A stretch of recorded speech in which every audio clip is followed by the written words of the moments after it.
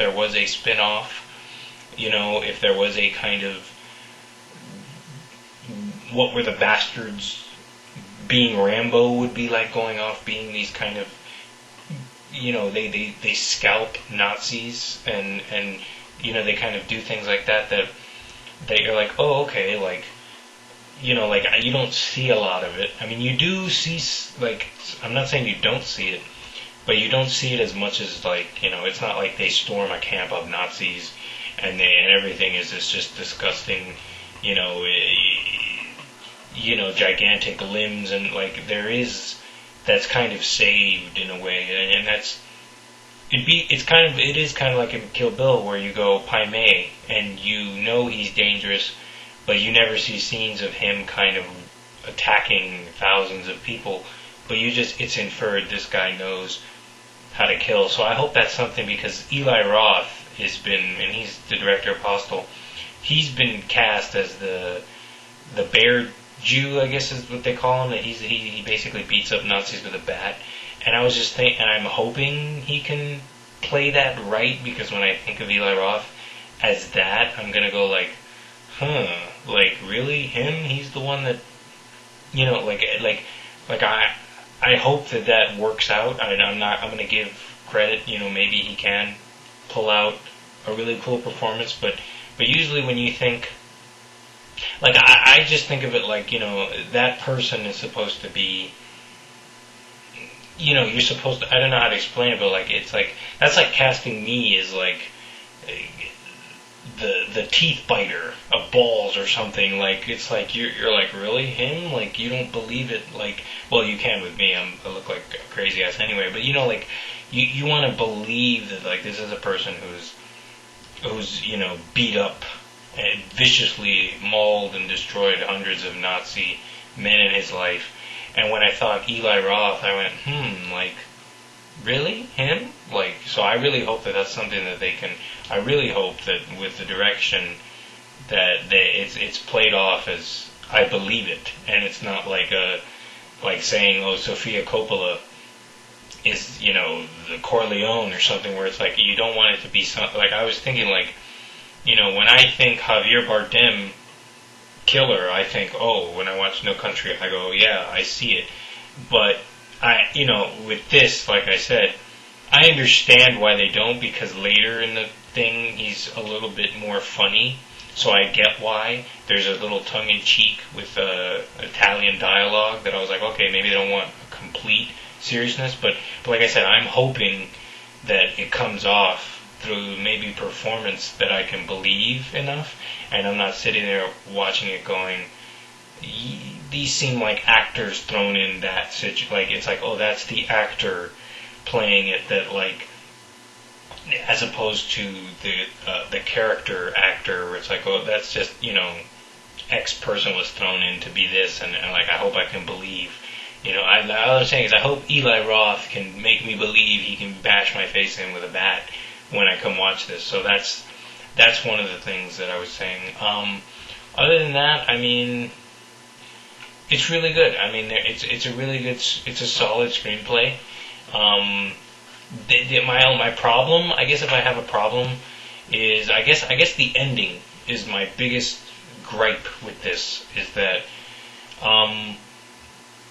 I guess that's my biggest, like, okay, like, the ending happens and you're like, I'm not going to spoil it, like, not the Operation Kino ending, but because that involves the theater, but there's an ending that it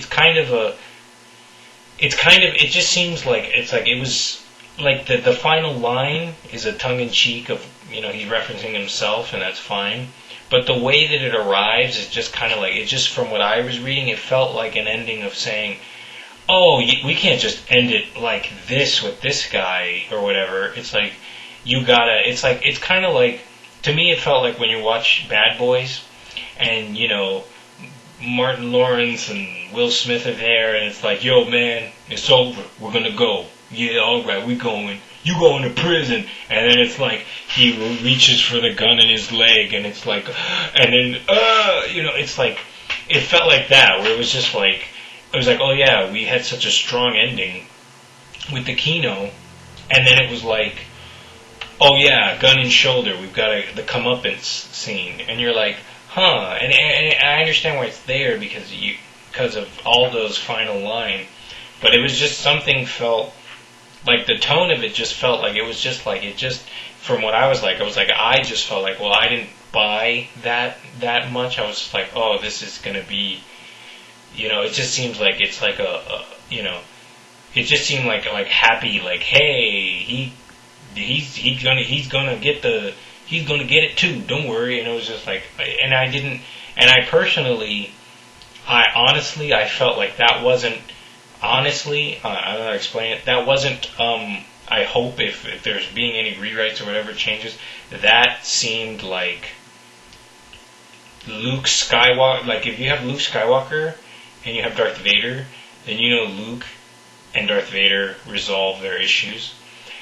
But this felt like Chewbacca resolving issues with Darth Vader, that you're like, this has nothing to do with it, and I get why, because there's something that I don't want to spoil things, but if you can find it, read it. But the main character, which I guess you can say is the French girl named Shosanna or Shosa, I just call her Shosa. But basically, I had no problems where what happens, but with her, but like it felt like this whole movie was like you expected. Like I understand that I'm not trying to spoil this for anyone so you can read it, but if this will make sense to people who read it, but it just didn't feel like that was. Like I said, it felt like she was Luke, and this guy was her Vader, and then that didn't pan out, and that was fine. It was okay, that made sense, that was fine.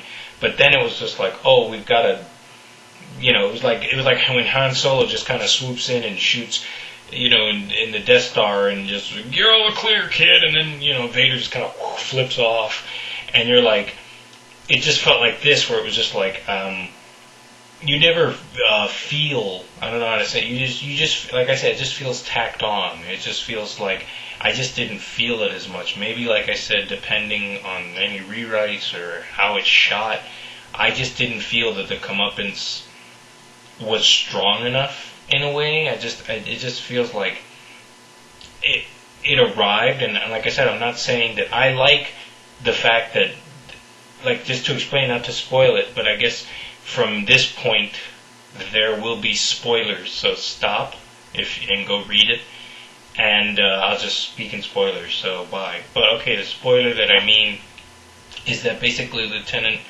Aldo basically carves a swastika in Landa's head. Was it Land? I call him Lando now. Landa. But basically Landa's head, he carves a swastika in him.